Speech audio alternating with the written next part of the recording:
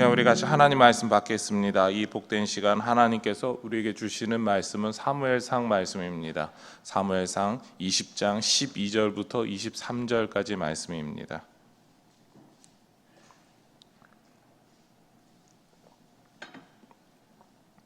사무엘상 20장 12절부터 23절까지 말씀, 하나님 앞에서의 참된 우정이라는 제목으로 이 시간 하나님 말씀 받겠습니다.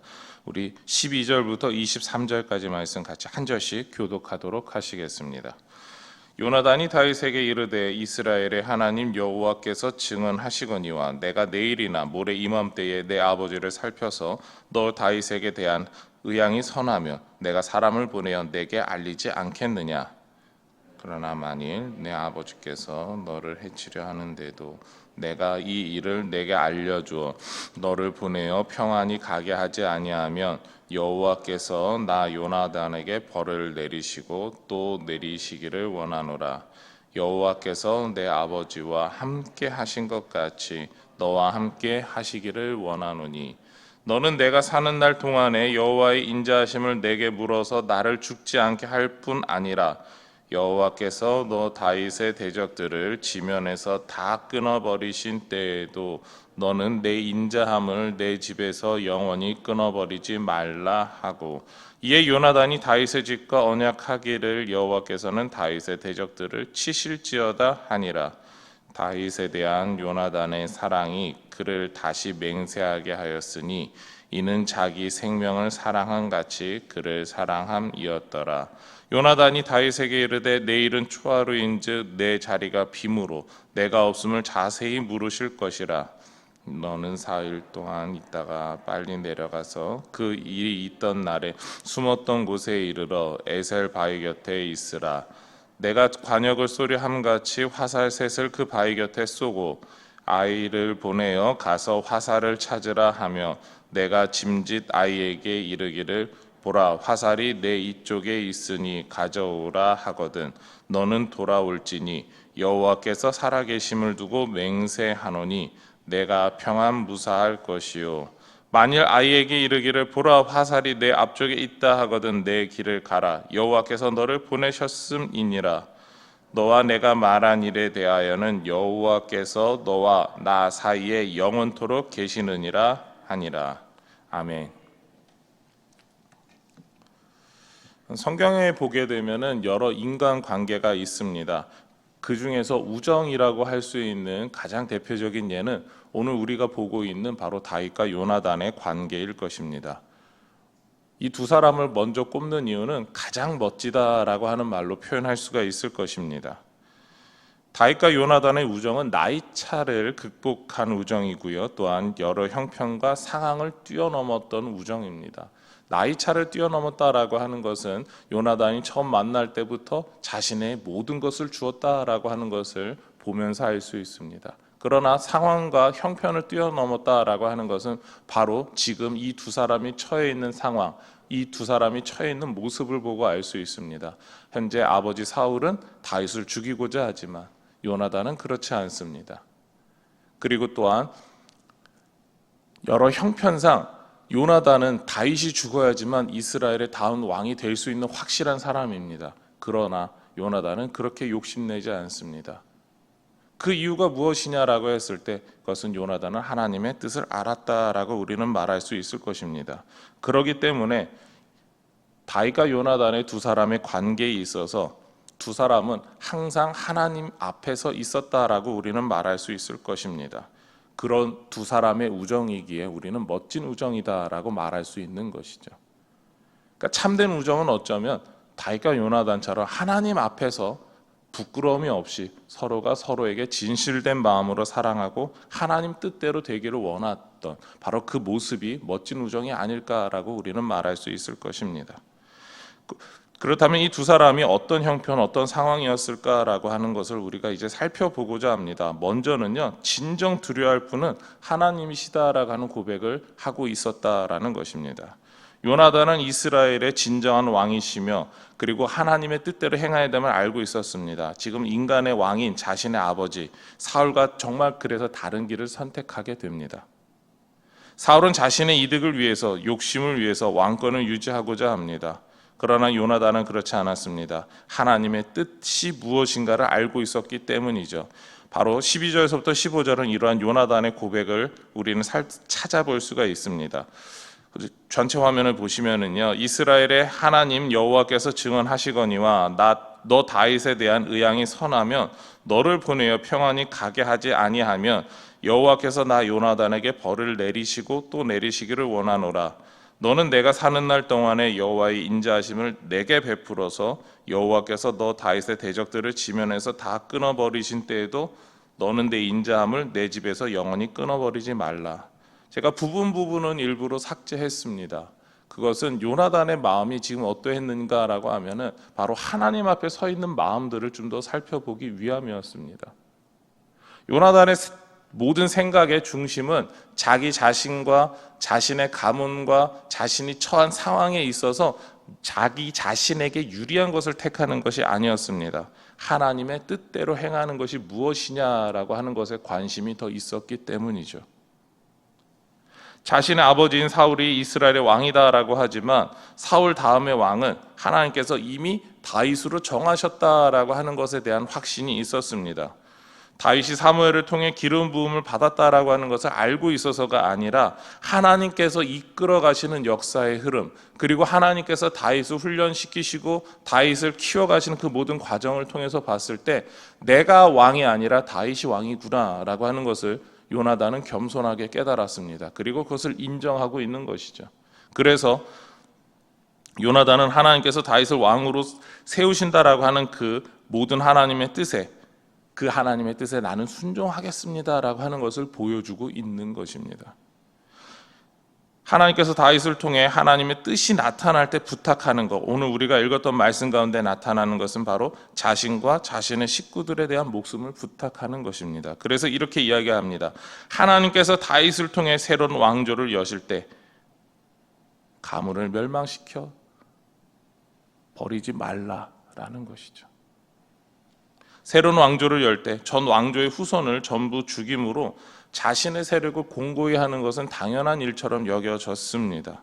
그러나 요나단은 진정한 왕이신 하나님의 뜻대로 세워지는 다윗이라면, 그리고 하나님의 뜻을 이해하고 있는 다윗이라면 다른 사람들과 동일한 길을 가지 않을 것임에 대해서 확신하고 있었습니다.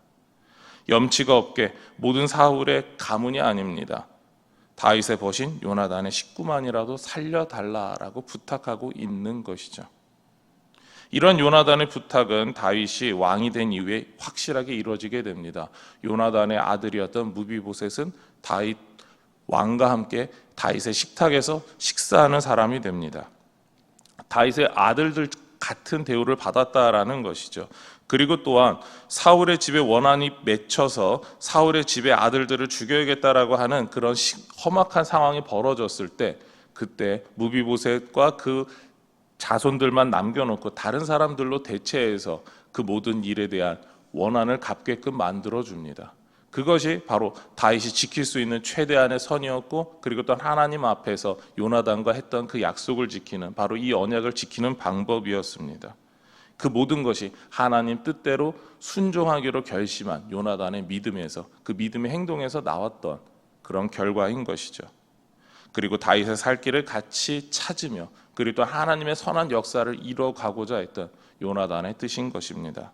우리도 살다 보면 이렇게 하나님의 뜻에 대해서 볼 때가 있습니다. 정말 하나님 앞에서 살아간다라고 이야기하고 하나님 앞에서 좋은 관계를 맺어야 한다라고 했을 때 하나님의 뜻에 확신하는 마음으로 우리도 살아갈 수 있을까라는 것이죠. 우리가 사람들과의 관계 속에서 이 사람과 관계가 너무 중요하기 때문에 때때로 하나님의 뜻을 안아도 포기할 때가 있습니다. 그것 때문에 교회가 어려워지는 일이 있는데요. 바로 대표적인 것이 이단입니다. 이단이 사람과의 관계 속에서 그 사람과의 특별한 정 때문에 교회 안에 들어올 수가 있고, 교회 안에서 교회를 혼잡하게 합니다. 심지어 진짜 이단이 아닌데도, 이단에게 무언가 교육받은 일이 없는데도 그 사람과 여지껏 싸운 정 때문에 이단을 감싸주거나 이단이 아니라고 이상한 변론을 해주기도 합니다. 그걸로 인해서 교회가 더 혼란해지고 혼탁해집니다. 그만큼 교회 안에 이단이 있을 때 사람들과의 정을 통하여서 어떻게 보면 우리가 우정이다라고 하는 이런 마음을 이용해서 악용하기도 합니다. 만약에 하나님 앞에서 하나님 뜻이 아니다라고 생각하고 요나단처럼 쳐낼 수 있다면, 그리고 선을 그을 수 있다면, 하나님 뜻에 순종한다면 우리는 이단이나 여러 가지 일들로 인하여서 어려움을 쉽게 겪지는 않을 겁니다. 하나님 뜻이 무엇인지 알기 때문에 하나님 뜻이 아니라면 우리는 하지 않겠습니다라고 하는 분명한 선을 그을 수 있기 때문입니다. 그리고 요나단은 이렇게 선을 그은 다음에 하나님 뜻에 대해서 분명히 알았기 때문에 다윗에게 이렇게 묻죠. 다윗, 너도 하나님의 뜻에 확신하지라는 것이죠. 그것이 요나단의 뜻이었습니다. 그리고 하나님 뜻에 순종하는 모습이었습니다. 여러분, 하나님께서 진정으로 두려워할 분이라는 것을 확신하고 계십니까? 그렇다면 요나단처럼 내가 우리 아버지와 우리 가문을 생각하고 내 목숨을 생각한다면 내가 지금 이 자리에서 다윗을 잡아가거나 죽이는 것이 맞다라고 생각할 수 있을 겁니다. 그러나 그렇게 하지 않죠. 하나님의 뜻이 무엇이냐? 나는 하나님 뜻에 순종하겠다라는 결정을 내립니다. 우리는 이런 요나단처럼 하나님의 뜻, 하나님의 선한 뜻만을 바라보고 구하는 사람이 되어야 할 것입니다. 오늘 이 새벽에 이런 하나님의 선한 뜻만을 구하는 모든 동북의 성도님들이 되시기를 소망합니다. 바로 두 번째로 하나님의 뜻을 구하는 요나단은 하나님 앞에서 약속하고자 합니다. 왜냐하면 우리의 약속을 진정으로 보장해 주시는 그 보증자는 하나님 한 분뿐이시기 때문입니다. 그래서 요나단은 23절에서 이렇게 강조하죠. 너와 내가 말한 일에 대하여는 여호와께서 너와 나 사이에 영원토록 계시느니라 하니라. 요나단은 하나님께서 요나단과 다윗의 약속 사이에 보증자로 계신다라고 말하고 있습니다. 요나단과 다윗이 행하는 약속은 단순히 우정에서 나오는 약속이 아니기 때문이죠. 우리는 다윗과 요나단의 약속이 멋진 우정에서 나온 거 아닙니까? 라고 생각할 수 있습니다. 그러나 요나단은 다윗과 자신의 약속은 하나님 때문에 성립하게 된다라고 말하고 있는 것이죠. 단순하게 인간 사이 얄팍한 관계가 아니다라는 것이죠. 요나단은 자신이 살아가는 삶의 기준은 오직 하나님에게 있다라고 하는 분명한 선이 있었기 때문입니다. 전쟁에 나갔을 때에도, 전쟁에서 행할 때에도, 그리고 또한 다윗을 받아들일 때에도, 지금 다윗을 이렇게 도망가게 보내줄 때에도 그 모든 기준은 하나님에게 있었다라는 것이죠. 그리고 하나님께서 다윗을 선하게 이끄실 것에 대해서 확신했습니다. 그렇기 때문에 이 모든 상황을 알고 있는 요나단이 다윗에게 이렇게 강조하는 것이죠. 여호와께서 너와 나 사이에 영원토록 계신다라는 겁니다. 누군가를 의지하거나 누군가의 지혜가 있거나 무언 다른 누군가를, 사람을 의지하는 것이 아니라 하나님이 우리의 중요한 철저한 보증자이시다라고 말하고 있는 것입니다. 그래서 오직 하나님의 선을 이루고 하나님 앞에서 서 있자라고 강조하는 것이죠. 이것은 어쩌면 다윗에게 있어서 하나님이 직접 이야기해 주시지는 않았지만 삶에 있어 가장 중요한 방침이 되었을 것입니다. 우리가 사람 앞에 서 있는 것이 아니라 하나님 앞에 서 있음을 잊지 말자라고 하는 바로 이 요나단의 거룩한 선포이기 때문에 그렇습니다. 그렇기 때문에 우리는 요나단에 대해서 이렇게 말할 수 있습니다. 요나단은 하나님 앞에서 살아가기를 원했다라는 것이죠. 이것이 다윗에게도, 그리고 또한 그 모든 사람들 앞에서도 멋진 우정을 가진 두 사람을 세울 수 있게 만들어주는 밑거름이 아니었을까 생각을 합니다. 근데 다윗, 요나단처럼 하나님 앞에서 살아가기를 했을 때 손해 볼 수 있습니다. 가족 사이에 원망 들을 수 있습니다. 미움받을 수 있습니다. 심지어 사울은 나중에 요나단에게 엄청난 화를 내게 됩니다. 그럼에도 하나님의 뜻대로 행하는 것이 바른 것이기에, 그렇게 해야만 했기에 하나님 앞에서 요나단은 살아가는 사람이 되었습니다. 우리가 진정으로 하나님 앞에서 약속하고 서 있기를 소망합니다. 오늘 말씀을 마치겠습니다. 우리는 우리의 삶이 하나님 앞에 있다라고 하는 것을 기억해야 됩니다. 우리의 삶의 보증이 되신 하나님 앞에서 멋진 그런 삶을 살아가시기를 소망합니다. 하나님 앞에서, 그리고 그 우정을 위하여서 살아갔던 다윗과 요나단처럼 우리 교회 안에서 이러한 멋진 관계를 유지하시는 저와 여러분의 삶이 되기를 소망하며 축원합니다. 이제 우리 같이 화면을 보시고 기도의 제목 같이 읽도록 하시겠습니다. 우리의 삶의 기준 대신 하나님만을 두려워하게 하옵소서. 우리의 약속 보증자 되신 하나님 앞에 우리가 서 있음을 기억하게 하소서. 기도하시겠습니다. 하나님 감사합니다. 우리의 모든 삶이, 우리의 모든 일들이 하나님 앞에 있게 하여 주시옵소서. 우리의 삶의 기준 되신 하나님을 두려워하며 살아가게 하여 주시옵소서. 우리의 진정한 약속의 보증자로 하나님이 우리와 함께 하심을 잊지 않게 하여 주시옵소서. 날마다 우리가 하나님 앞에 서 있음을 생각하고 고백하며 살아가는 참다운 성도답게 살아갈 수 있는 우리 모든 동북의 성도들이 되게 하여 주시옵소서. 이 모든 것 예수님의 이름으로 기도드립니다. 아멘.